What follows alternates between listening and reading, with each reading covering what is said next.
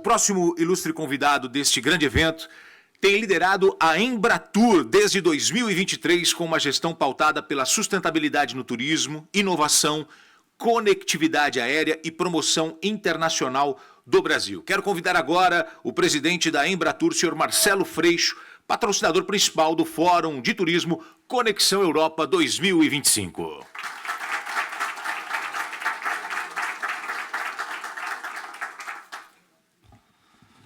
Bom dia a todas e todos. Prazer imenso estar aqui com vocês. Queria agradecer demais à Record por essa iniciativa, por essa parceria. E é uma parceria que não começou agora, eu quero ser justo, dizer que a gente assumiu a Embratur no início de 23 e desde o primeiro momento a Record foi uma parceira muito decisiva, né? Tanto para dentro, olhando para o Brasil, mas também nesse diálogo com o mundo. Então, muito obrigado pela iniciativa. Acho que nas vésperas de uma BTL, onde o Brasil vem novamente forte, né? A Embratur tem no seu stand 33 co-expositores, são 14 estados com o seu stand próprio. Então, mais uma vez, o Brasil é muito forte na BTL, que é uma feira das mais importantes do mundo para a gente, uma das mais decisivas, e o Brasil completamente articulado e bem conectado. Bom, queria saudar aqui o Raimundo Carreiro, meu amigo, nosso embaixador. Pegou uma parte enorme da minha fala, então eu vou poder economizar aqui. Dizer que o Raimundo é um querido amigo e muito importante para tudo que a gente faz aqui, não só em Portugal, mas na Europa. O Alessandro Candeias, nosso cônsul-geral, Davi Perpétuo, diretor Record Europa, o Roque Ferreira, CEO do Cenário. Eu estou torcendo para sobrar tempo para poder visitar o Oceanário aqui de novo, que é um espetáculo. O Willow Cardoso, diretor Record Internacional, e cumprimentando aqui o meu amigo João Azevedo, nosso governador da Paraíba, cumprimento todos os secretários e representantes do trade aqui também. Dizer que a Paraíba é um lugar que a gente tem olhado e trabalhado muito junto, né? E essa conexão internacional toda que a gente vê no Brasil hoje, que é muito bem sucedida, a gente quer que chegue a João Pessoa, a gente quer ver a Paraíba conectada também com a Europa. Esse é um desafio que a gente tem na BTL desse ano. Bom, eu estou muito feliz com os resultados desses 2 anos de trabalho.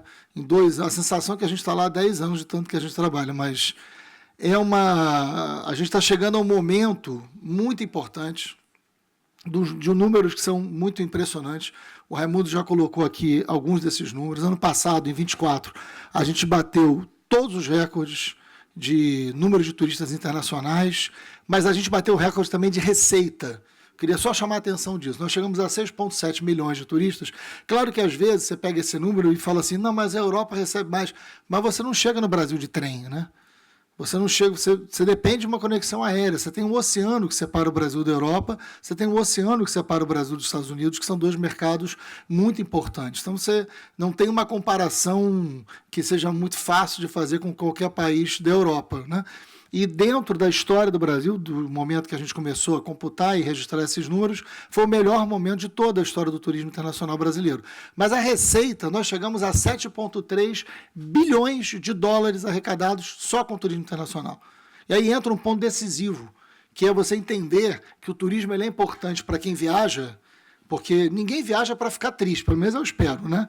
Tem gente para tudo, mas, enfim, ninguém viaja para ficar triste. Você viaja para ser uma pessoa melhor, para encontrar algo diferente, para conhecer outra cultura. Então, você já fica um ser humano melhor quando viaja, né? Todo mundo fica menos chato quando viaja, espera-se. Agora, o turismo não é importante só para quem viaja. O turismo é importante para quem recebe. O turismo é um grande gerador de emprego e renda. 7,3 bilhões de dólares que o Brasil arrecadou com o turismo internacional. Se eu for entender o turismo como um produto de exportação, qual foi o produto de exportação brasileiro que gerou 7,3 bilhões de dólares em um ano?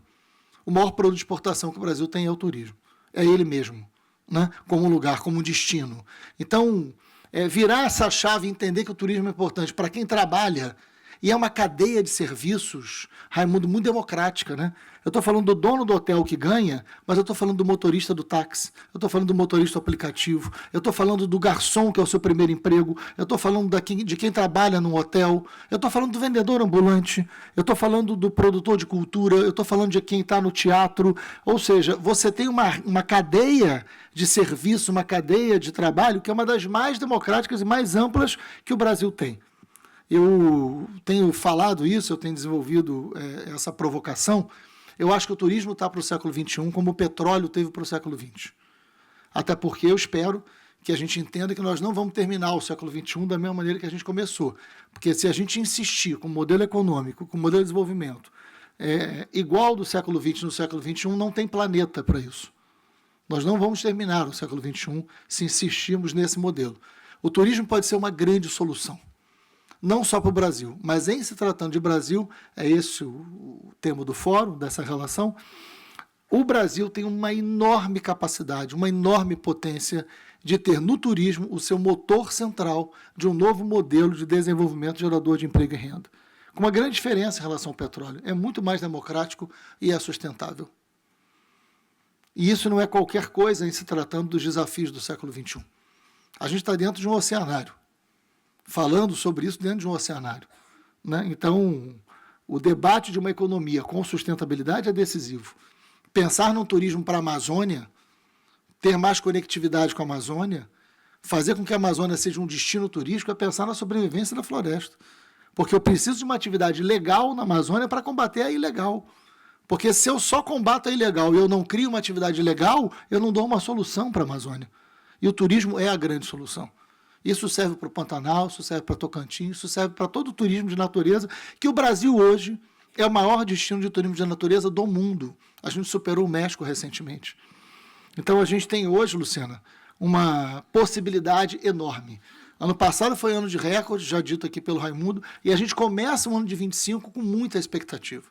A gente teve, só para pensar em Portugal, em 2022, 149 mil portugueses visitando o Brasil.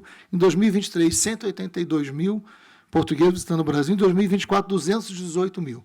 2024 representou um aumento de 19% em relação a 2023. Né?